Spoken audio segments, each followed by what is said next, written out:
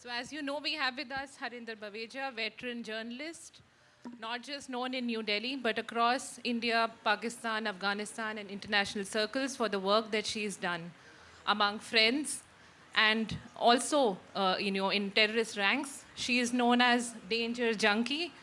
She is also known as Bullet Baweja. So, that's also for the kind of effort and time she's put into going to conflict zones and reporting from the ground. Her ground reporting is exhaustive. We really won't know where to start, and it's still not really ended. If you really speak to Harinder about, the kind of inroads she's made with not just terrorist outfits, Lashkar-e-Taiba, Jaish-e-Mohammed. She's been to camps where no Indian journalist has been, which is Muridke, the Lashkar camp that was blown up by the Indian military during Operation Sindoor. So post 2611, Harinder was there at that hotspot, which is in rubbles today. She's also met Jaish-e-Mohammed's Masood Azhar, the most wanted man, of course, who's been a bone of contention between India, Pakistan, also China, with India trying to get him proscribed as a global terrorist, where the Chinese really had an objection. She's seen the man, she calls him diminutive, but she talks about his mind. So to start with, we'll start with, the biggest question, I have for Harinder is, she talks about a choice she was given when she went post-2611 in that whole carnage after the crisis. Do you want to meet Lashkar patron, Jamaat-ud-Dawa chief Hafiz Saeed, or do you want to visit Muridke, the camp of Lashkar? It was a very tough choice. How did you decide? First of all, thank you, Namrata, and thank you to Hortus Manorama for having me here. It's a real privilege to be able to come here and talk about this book, which came out just about 2 months ago. So coming back to your question, I remember in 2008 when the Mumbai attacks happened, what we call 2611, I woke up one morning to a message from my editor, which said, apply for a visa to Pakistan. And I thought to myself, I said, this guy's lost it. Who in their right mind would want an Indian journalist snooping around on Pakistani soil 10 days after Mumbai, the financial capital of India, had been under siege for almost 3 days. 10 terrorists had sailed across the high seas from Karachi, landed in Mumbai. Mumbai was the most audacious attack India has seen. And out of the 10, fortunately, one was caught alive, Ajmal Kasab. So Ajmal Kasab had started talking. He was being interrogated by various agencies. And, I was talking to all my sources, finding out what he's revealing. And not once, but several times he mentioned how he was trained in Muridke and how that is the headquarter of the Lashkar-e-Taiba. Of course, the fact that it was the headquarter was well known internationally because the Lashkar had already attacked various places, including in India several times before 2611. So I applied for a visa thinking there's no chance of me getting it. Lo and behold, I actually got a visa. So I went to the office. Tarun Tejpal was my editor at that time. I was working for Tehelka magazine. So we sat down like we do in all newspaper offices to discuss what possible stories could be done. So I told him very clearly, I said, there is only one story, and that is to try and go to the Lashkar headquarters because that's the place that Ajmal Kasab is talking about, and no Indian journalist has ever been able to go there. So I told Tarun, I said, I would not like to do any other story, because that is really the one to get. I said, but it's also dangerous, it's risky, what if I'm kidnapped? So Tarun being Tarun said, oh, it's fine. If you're kidnapped, we'll have an even bigger story. So anyway, so before I boarded the flight to Lahore, I read about the fact that the communications in charge of the Lashkar-e-Taiba, at that time a guy called Abdullah Muntazir, had actually escorted a group of international journalists into that campus. I mean, as we know, publicity is oxygen. You know, whether you're a political party or, you know, you're a terrorist outfit, everybody has propaganda to peddle. But he was not taking calls from an Indian number. So, like all journalists, I started, you know, fretting about why he was not answering phones. Anyway, I landed in Lahore and I changed to a Pakistani SIM card. He would still not answer. I kept trying. I think it's very important for journalists, and I'm sure you know that, Namrata, to be tenacious, not to give up. You know, it's good to be a pest. Keep trying. Finally, once he picked up, and I said, I'm Shami Baweja, which is my pet name. And I used Shami because Harinder is impossible to pronounce in Pakistan. So he said, there's nobody by that name. So unknown to me, while he was talking to me, he was actually Googling my name. So I realized, and I said, sorry, can you Google Harinder Baweja? So he said, you've started with a lie, and what else can I expect from an Indian? So, and he hung up. So there went my chance, at least as far as Abdullah Muntazir was concerned. So I had to find other doors to open, and luckily the next day I went for lunch to meet an old contact of mine. He was a very powerful minister in the Nawaz Sharif government. So over lunch, I mentioned to him that, you know, I would like to go to Muridke. And he said, oh, you want to go to Muridke? I can help you. I said, really? He said, yeah, they owe me one. Because when their men get arrested, they call us saying, you know, can you help release them before an FIR is lodged? And I mean, immediately, my mind was grappling with so much information because what became apparent and very interesting and revealing was the fact that there was a connection between state actors and non-state actors. Now, here was a minister offering me access to a militant site. I mean, we all know it's common in Pakistan, but we're talking about 2008. The connect between state and non-state actors is virtually non-existent. And so even before he picked up his phone, he made a quick call, and even before we'd finished lunch, he had men waiting in the ante-room. And after lunch, he said, come, let's talk to these guys.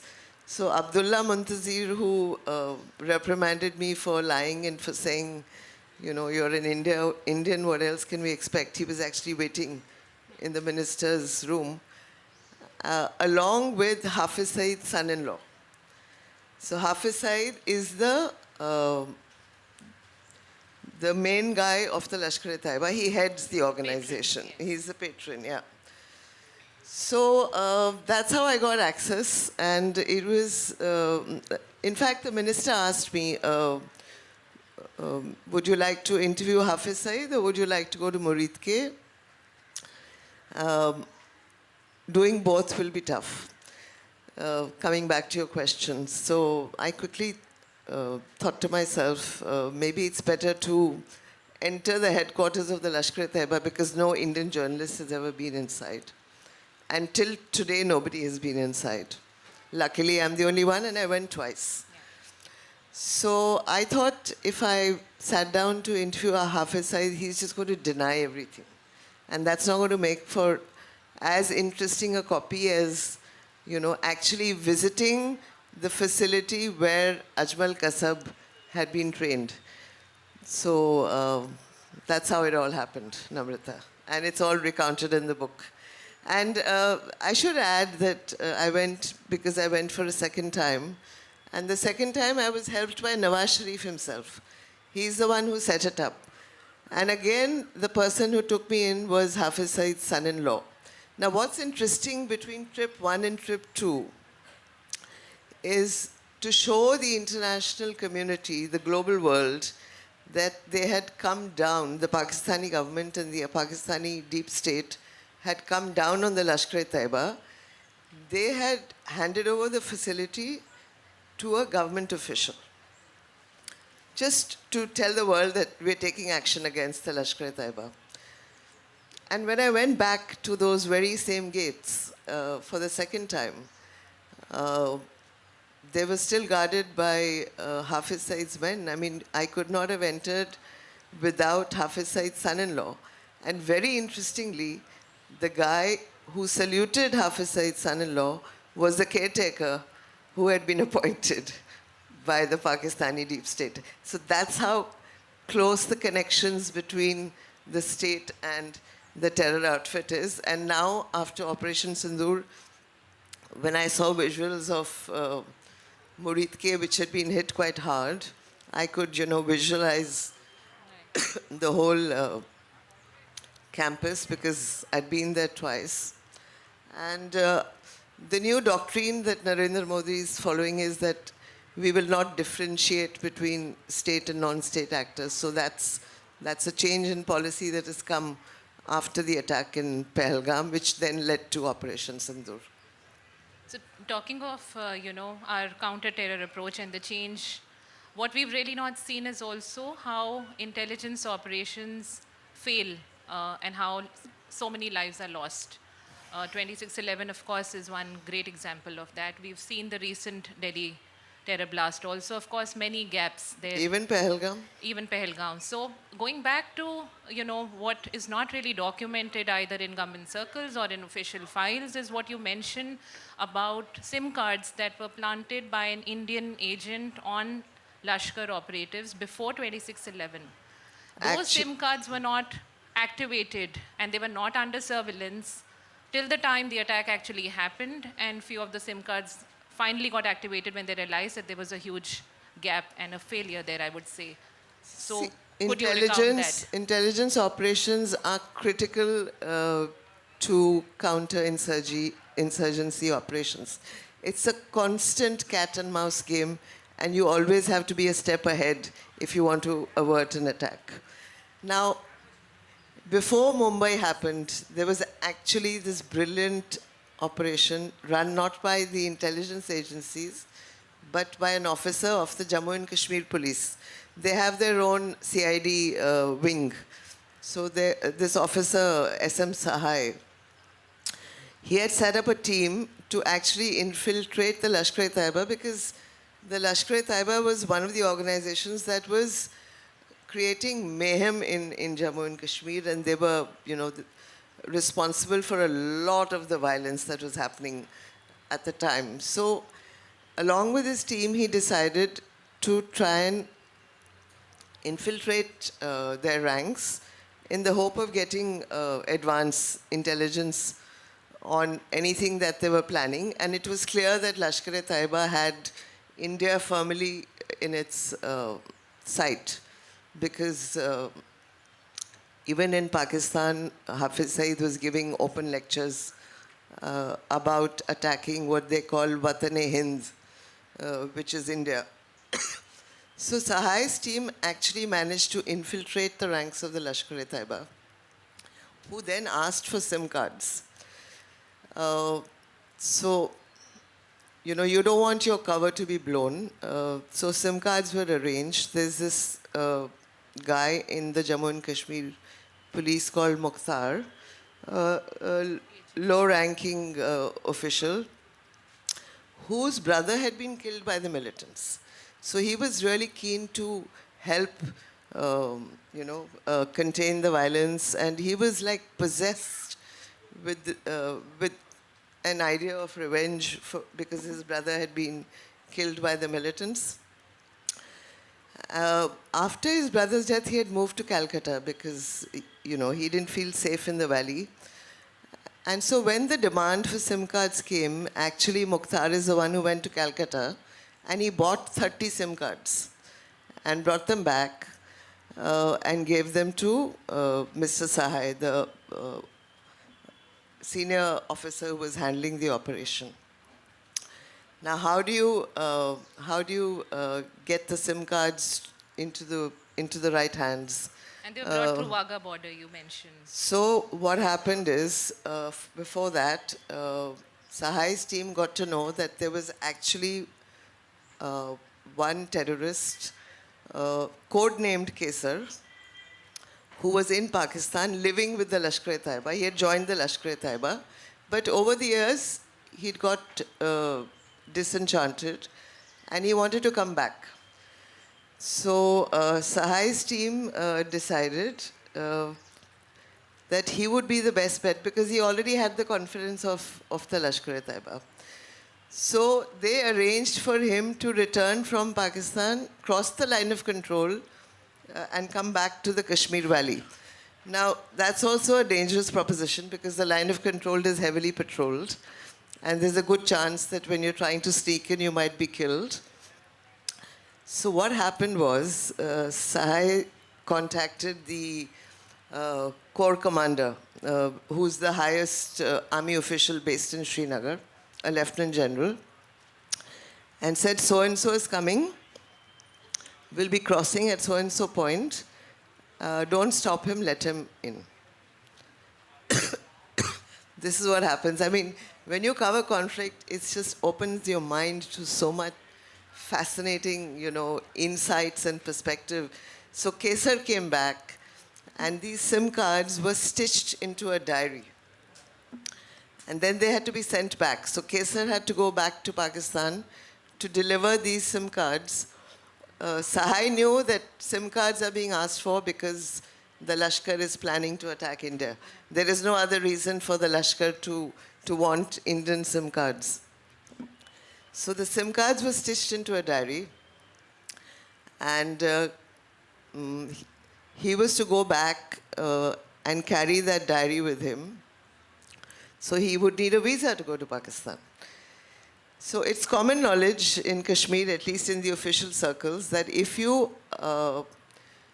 get a letter from one of the Hurriyat leaders, which is a secessionist group, especially the one headed by Sayyid Ali Shah Gilani, that if Gilani gave a recommendation, the Pakistan High Commission would give a visa in 24 hours.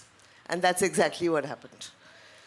So there was Kesar, ready with a visa, SIM card stitched into a diary. Then he had to cross the Wagah border to go back to Pakistan. Once again, RAWs posted at Wagah.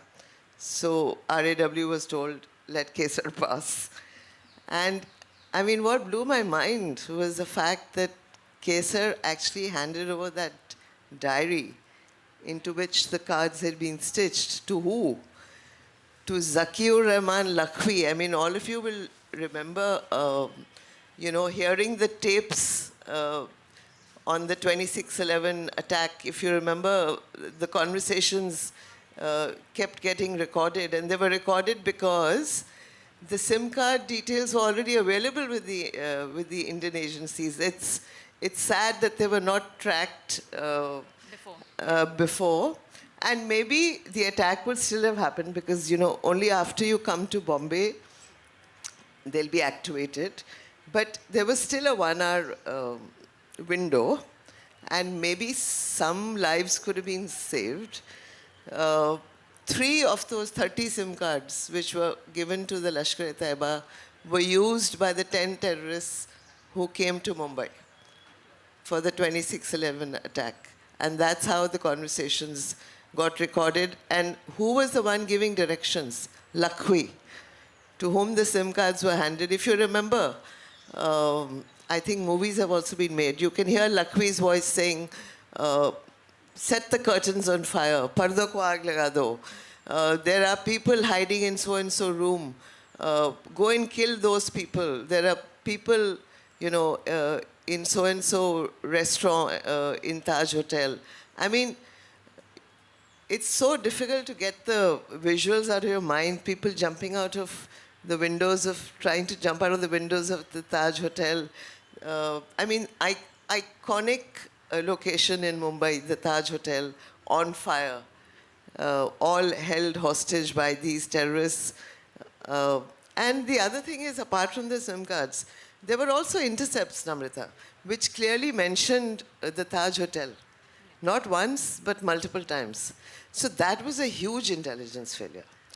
And after that, there were changes, heads rolled. The Home Minister was changed.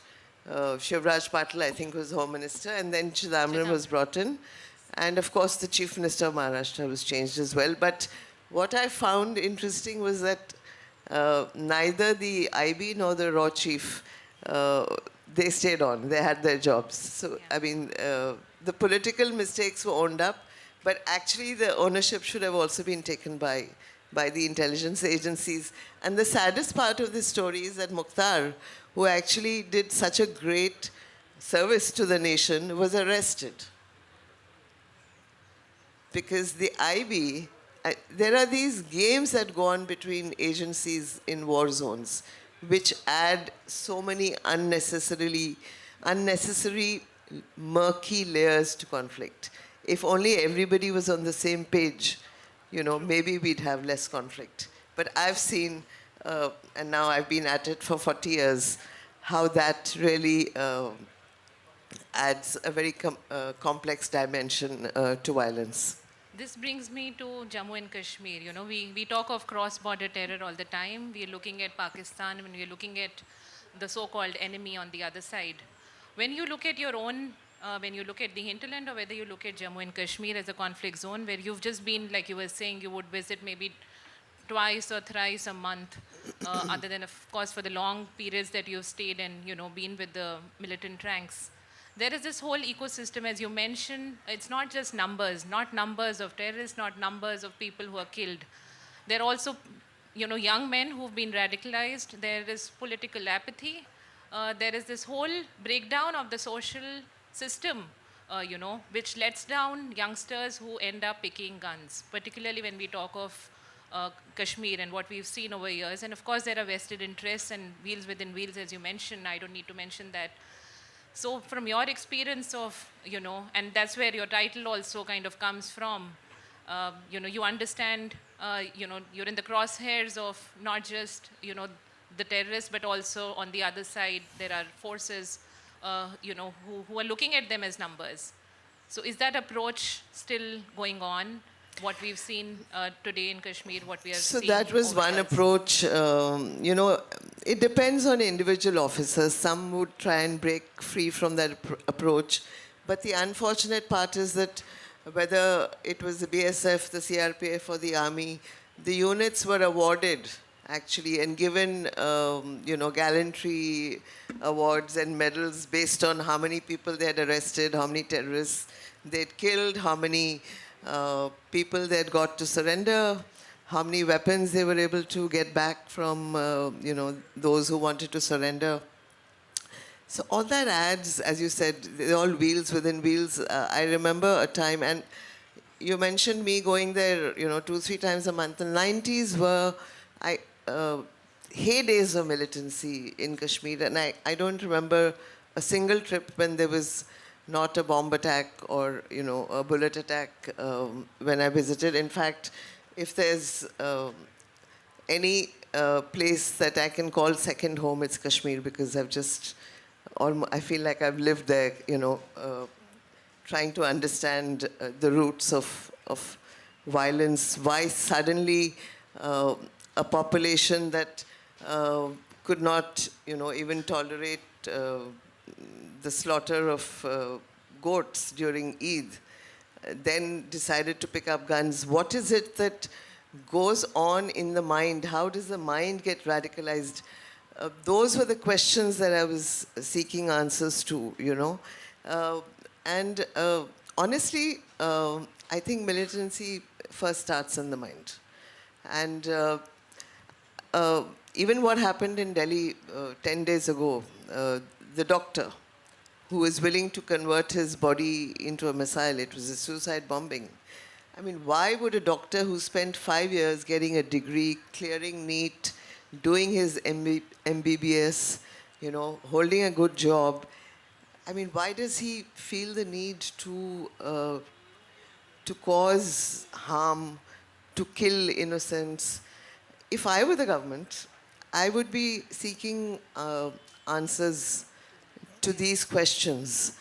But very unfortunately, I have to say that I don't see, at least internally, now I'm not talking about Operation Sindoor, because even after Pulwama, we had Balakot, before that we had Uri.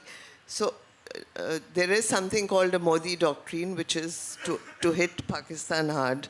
And as I've said in the book, every country has a right to defend itself, you know, against terror that is being exported into India. But there's another dimension. There's an internal dimension which needs attention. You need to pay attention to the Kashmiris. Unfortunately, in all these years, and I started covering Kashmir in 1989, when Rubaiya Saeed, the daughter of the serving Home Minister, Mufti Mohammed Saeed, was kidnapped. And India responded by actually giving in to the demands of the JKLF and releasing 5 militants in exchange for Rubaiya Saeed. And I remember asking Mufti Saeed, I said, why did you give in? So, and this was a few years later, and he said to me, you know, that was one of my mistakes, and it's a mistake I'm going to take to my grave. And he probably did. But look at the damage it caused in the valley. And then we did it for a second time. After the hijacking of the flight from Kathmandu, which finally ended up in Kandahar, where the Taliban was in control. India had no contact with the Taliban. And that's when Maulana Masood Azhar was released in exchange for the passengers on board IC-814. And look at what happened after we released. Again, Farooq was the chief minister. And he said, I am going to resign. I will not let these people be released, because this is going to be his words in an interview that he gave to me. This is a nail in India's coffin. And Maulana Masood Azhar was flown to freedom and from Delhi, taken to Kandahar. Jaswant Singh, the then defense minister, actually chose to be in the same plane as the terrorists because he wanted to bring the passengers back. Masood Azhar went on to become the father of suicide bombing. Kashmir had never seen suicide bombing till Masood Azhar was released. And it's after his release that the Jaish-e-Mohammed was formed. And 2019, when you had Pulwama, another important milestone in the journey of conflict, when 40 CRPF Jawans were just blown to smithereens, was conducted by the Jaish-e-Mohammed. The guy actually left a video. He recorded a video before he, drove this explosive-laden car into the convoy. So there are questions that the government needs to ask. If you ask me what approach the government should follow, I'll be very honest. I've observed various prime ministers because I've been covering conflict for 40 years. I've covered Kashmir since 1989. Even if I answer the question from the perspective of Jammu and Kashmir, so many promises have been made. Narasimha Rao said,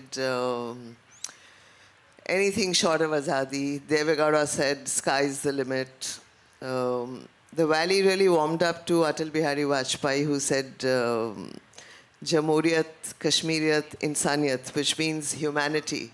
And that is one word the Kashmiris are really, waiting to hear. To be treated like human beings, to be treated like citizens of this country. So do you think They're not, they have understood that Pakistan has used them. They do not support Pakistan. I can say that with utmost authority based on all my trips to the valley.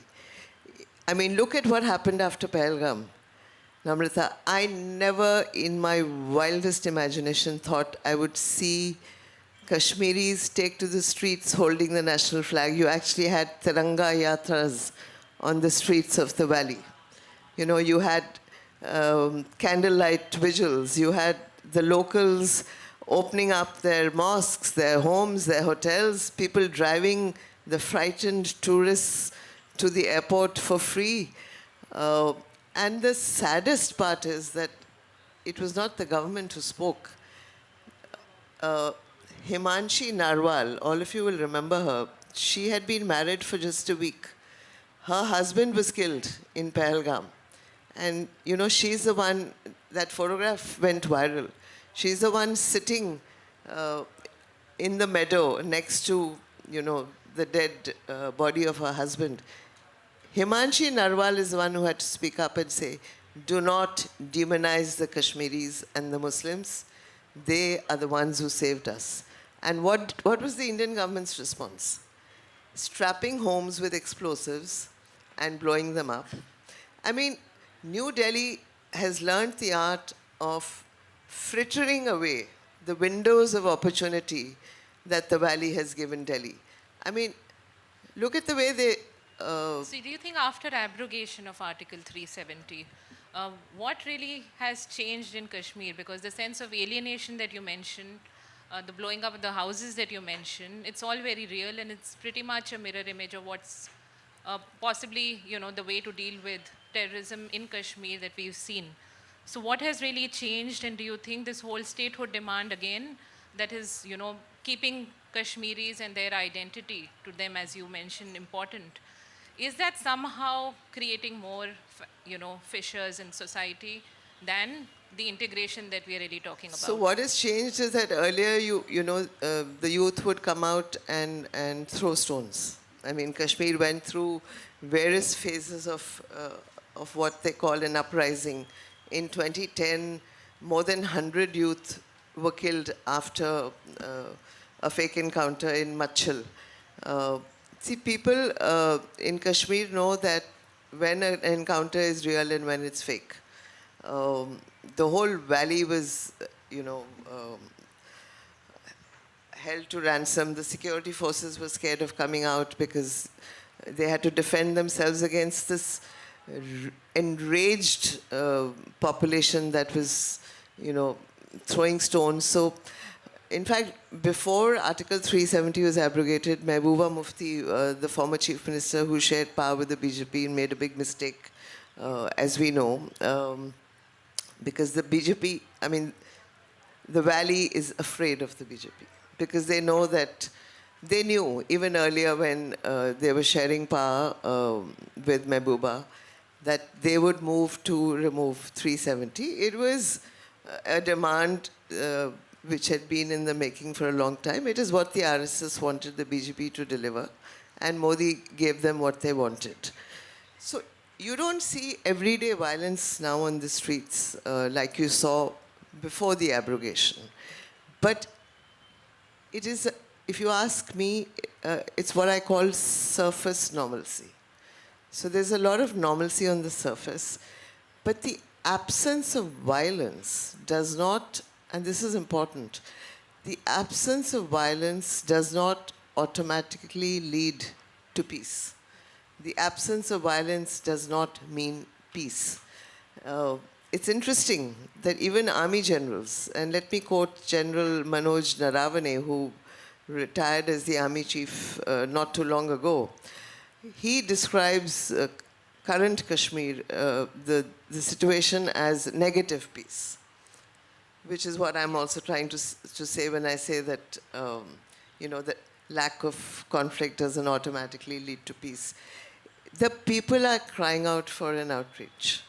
What was the reason to divide a state and cut it into 2 union territories? I mean, it was like rubbing the Kashmiri nose in the mud.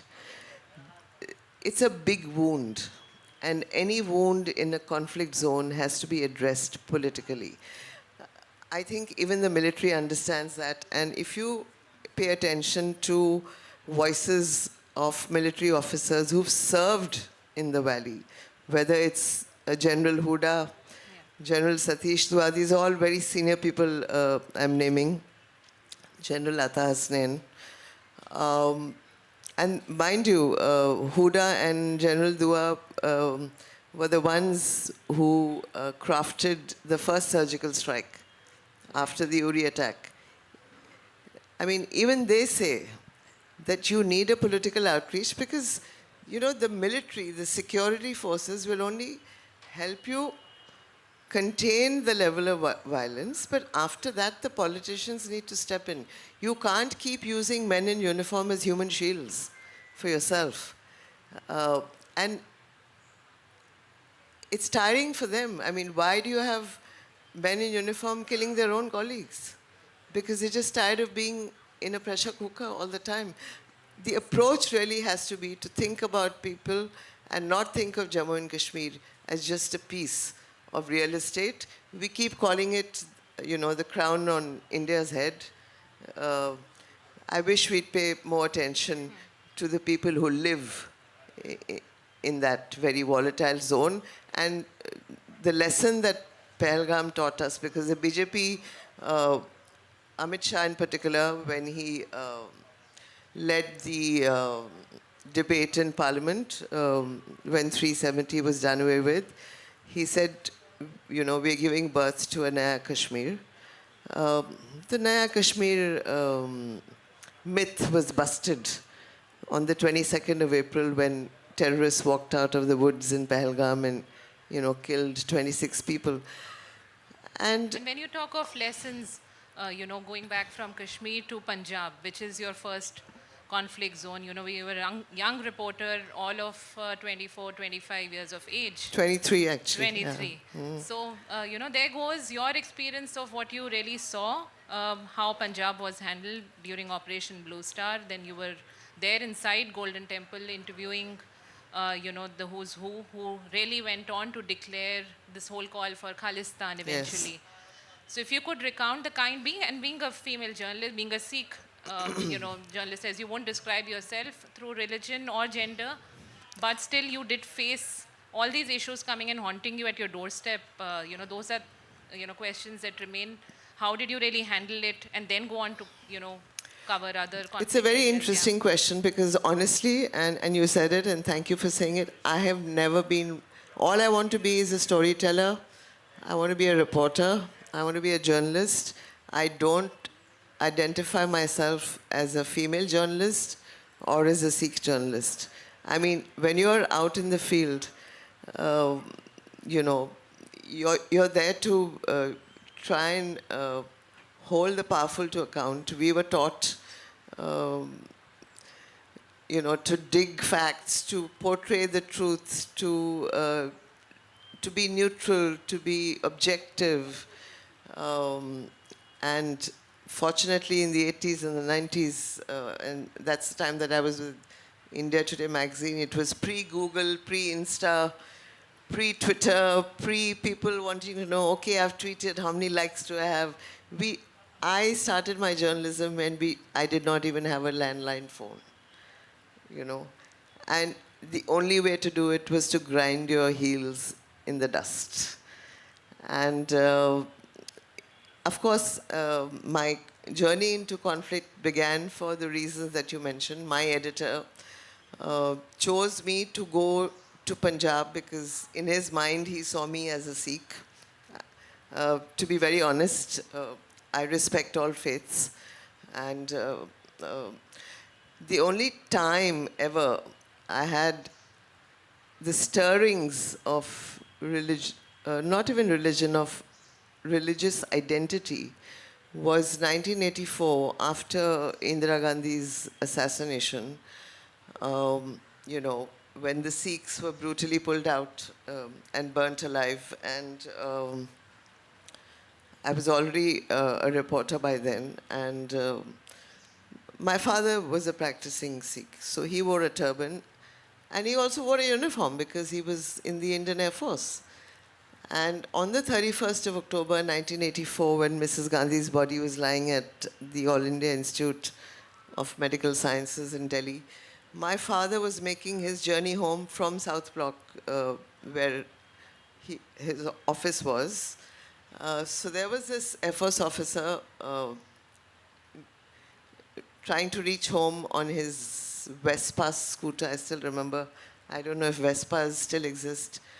And he was chased by a mob, and the only way he could secure himself was to remove his turban and wear a helmet. You know, a lot of Sikhs had to shave their heads to save their lives. I'm fortunate that my father was saved, but 3,000 people, you know, imagine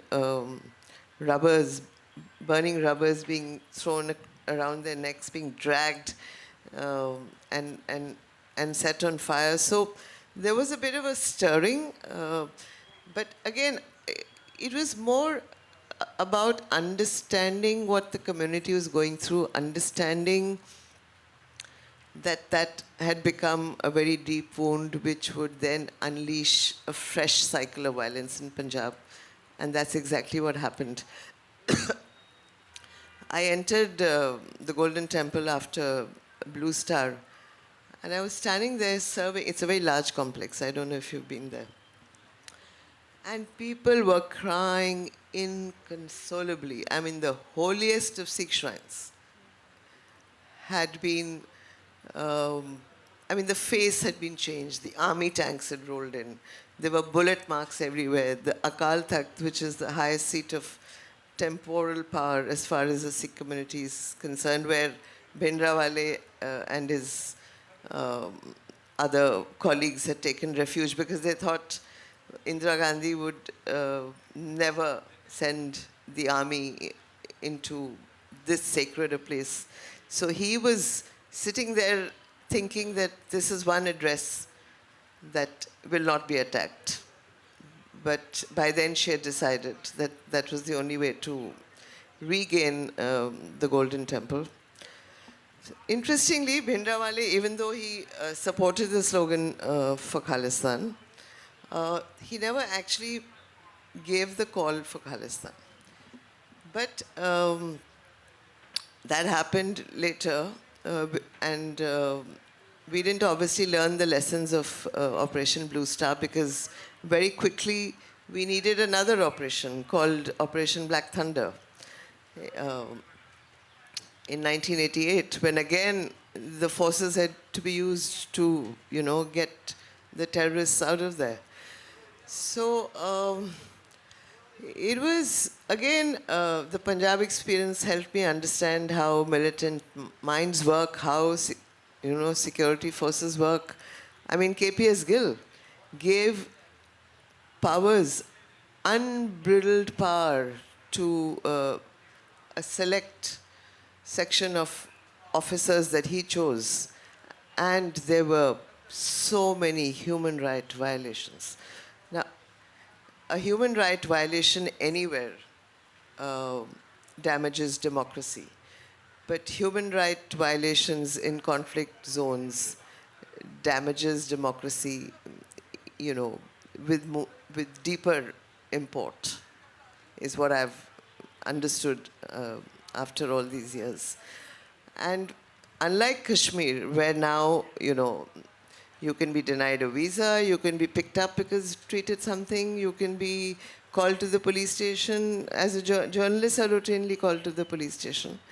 So their human rights bodies have not been activated. But in Punjab, I saw finally when violence was controlled by KPS Gill's Machiavellian ways, And I think Operation Black Thunder was a turning point because the Sikh community actually saw the terrorists walking out with their arms up, you know, in surrender, and they had left their weapons behind inside the Golden Temple.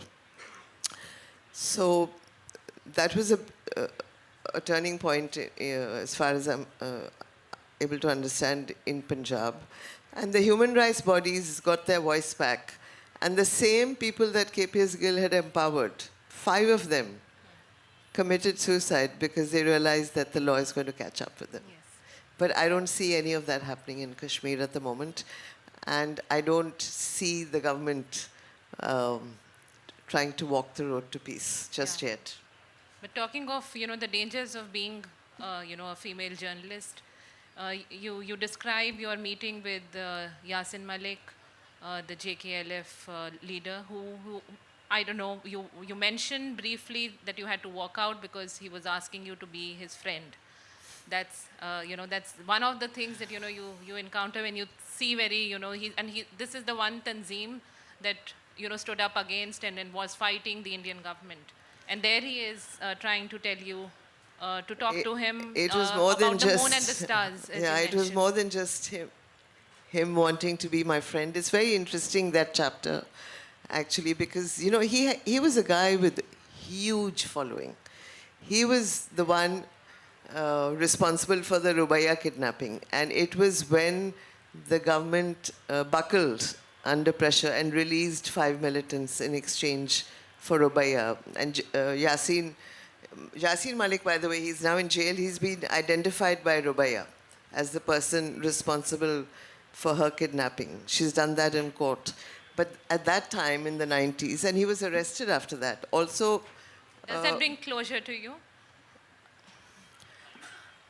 I think just being able to write about it was closure. I mean, I didn't think that he needed to go to jail for me to get closure.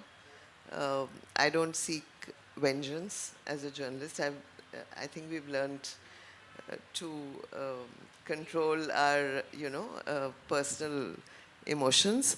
But what you're not prepared for is that you're not seeking concessions for your gender. But here's somebody, such a powerful leader. He was actually released, even though he was in jail, because the IB cut a deal with him. They were desperate in the 90s to try and start a political process because the state had been under governor's rule for far too long. So Rajesh Pilot was the Home Minister at the time, Narasimha Rao's government. So they released Yasin Malik, and he gave them the assurance that he would reach the valley and declare a ceasefire, which he did. And I was very keen to see what kind of a response he would get. So I booked myself on the same flight from Delhi to Srinagar as Yasin Malik, and my God, the response was mind-blowing. Like thousands of people lining the streets. A journey that should have taken 40 minutes took 6 to 7 hours because everybody wanted to shake his hand, touch him. He was being showered with petals. And then you know, I'm waiting for my interview, which he said he'll give me after making his speech at Maisuma, which is the locality where he lives. And that was the last stop from the airport. He was going to Maisuma. At Maisuma, as soon as he took the stage, he swooned and he fell and he had to be hospitalized. So we are journalists. Our first response is, oh my God, what happens to my interview? You know, Exactly. my editor, Arun Puri at that time, is going to say, I sent you there. Where's the interview? So anyway, his aides had traveled with me on the same flight, and they said, ma'am, don't worry. Let him recover. It's a case of exhaustion. So within 2 days, I got a phone call, and I was told, that's when my antenna went up a little bit. I was told, come late, because there are too many visitors, so, you know, he'll be distracted. Now, come late in the night, in the 90s, you should not be out on the streets once the sun sets. But I'm sure you've taken your risks, and I took mine. So I went, and you have to cross so many security bunkers. You know, the soldiers in those bunkers are on edge because they're not used to seeing vehicles out at that time of the night. So I go to the hospital. The minute I sit down, he extends his hand and he says, "Mujhse dosti karogi?" I just froze on that stool. I mean, I'm sitting there and, in a hospital talking to this man who New Delhi has put their faith in. So I was very uncomfortable. He called my gender out. I've never wanted it called out. If you ask me, have there been any concessions because I'm a woman? Well, the only concessions I've had is that the local Kashmiri women, and women, I assure you, bear the brunt of violence in any conflict zone. They're the ones who have been very kind and given me time and allowed me into their homes because they feel comfortable talking to another woman. But otherwise, there is no concession that I've ever sought based on my gender. And I don't want to be covering a conflict zone and having somebody like Yasin Malik then making, a very sexual innuendo conversation when I met him the second time. And he said, "Why do you always talk about work? Why can't we talk about the moon and the stars today?" And I'm like, I'm here on work. And then he tells me, and information really flows fast and furious. Every side knows what the other side is up to. And then he tells me, he said it in Urdu, but I'll say it in English. He said, you were enjoying yourself at an army dinner last night. And he used the word ayashi. Ayashi, actually, enjoying is a bad translation. Yeah.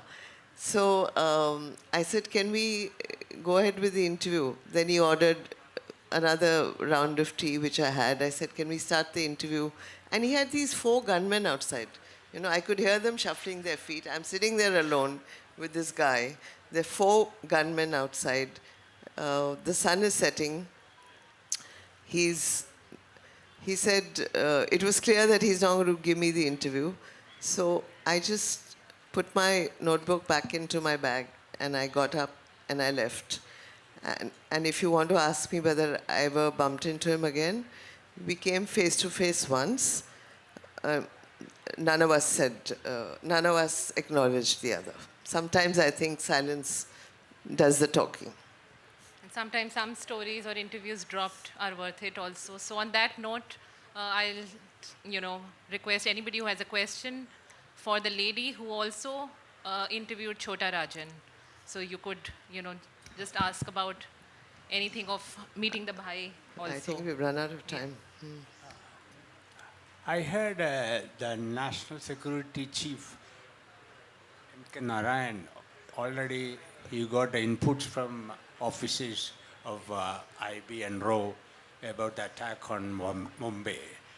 As you mentioned, SIM cards were there to give the information, but he didn't take action and he was not punished for it. And in fact, he was made a governor later in Bengal. I think Shiv Shankar Menon was the NSA. Yeah. Yes, you're right, sir. There was a lot of intelligence. 2611 could have been averted. The Taj Hotel in Bombay could have been secured. But, which is why I said it's a cat and mouse game. You have to be ahead. The minute you drop your surveillance and you don't interpret the intelligence in the way that it's meant to be analyzed, the terrorist wins. And that's exactly what happened in Mumbai. It was the terrorists who won. Ultimately, Ajmal Kasab was hanged, but 166 people lost their lives in Mumbai. And that was probably, as I said, the most audacious attack India has seen. That attack could have been averted, yes. I have a question. So recently there's a book which has come out by two Israeli journalists which says While Israel Slept. And it was a full post-analysis of October 7th that they had all the intelligence, including knowing at that point of time that this is going to happen. But there was a breakthrough. I mean, there was a break in the intelligence. Similarly, you talk about, the similar concept with Kashmir is in what's happening in Palestine.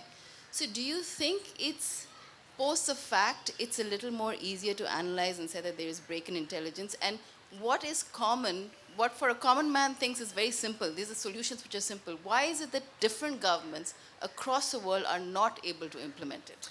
I think complacency is a very dangerous thing. And a lot of governments fall prey to, a certain level of complacency. And that's exactly now coming back to the Indian context. Suddenly, on the 22nd of April, 26 tourists get killed, and there's not one policeman in uniform in sight. And that Baisaran meadow in Pahalgam, where the attack happened, is not a place you can drive up to. You have to trek up. It takes you 45 minutes to 1 hour to get there. There were, injured tourists, families screaming for help, and there was just nobody there. Nobody from the security forces, nobody from the agencies. I think the government had convinced itself of its own narrative that doing away with Article 370 was like a magic wand. I'm sorry, there are no magic wands in conflict zones. There are no magic wands in conflict zones.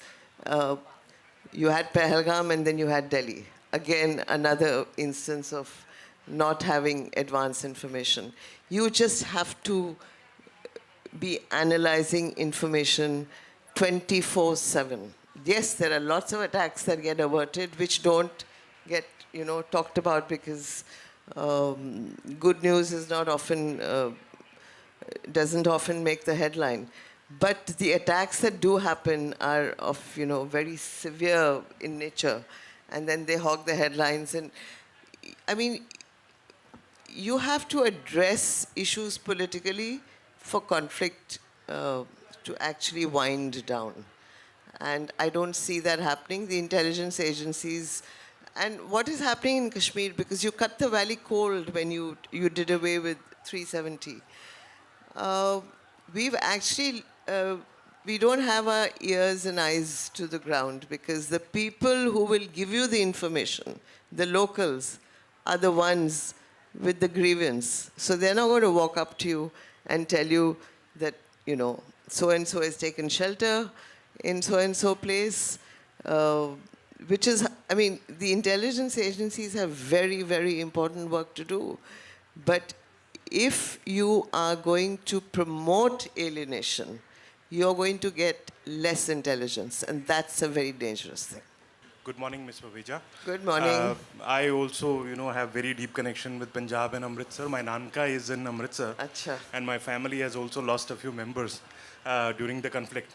Now, in last few years, when we again travel to Punjab, we see people reminiscing Bhindranwale. A lot of hardliners are getting, getting funding. A lot of hardliners are again getting active. How do you see this problem again going back to that level of the 80s? So I would say that Punjab has lost the appetite for that kind of violence, but the wound continues to remain in the subconscious of the community. A couple of years ago, you had this Amritpal Singh, flying in from Dubai and trying to fashion himself after Bhindranwale. He even had a turban tying ceremony at Bhindranwale's village, wore the same kind of robe that Bhindranwale wore. He was quickly arrested, but what I've understood and realized that even 40 years later, the embers of violence are very easy to stoke. Now, Amritpal Singh was arrested. He's in a jail in northeast India, but he won an election. He's a member of parliament. So there is a level of sympathy that remains.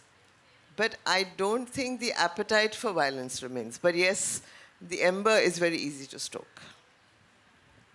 Thank you so much, Harinder. And My pleasure more power indeed. to you. And as far as I think women journalists can enter conflict zones and also be threatened by people who can shoot them down and still counter those threats and sit here today, I think that's a wonderful opportunity for all of us. I'm glad to be alive and to have been able to put my whole journey down in a book. If you're interested, it's available in the bookshop. Thank you. Thank you so much.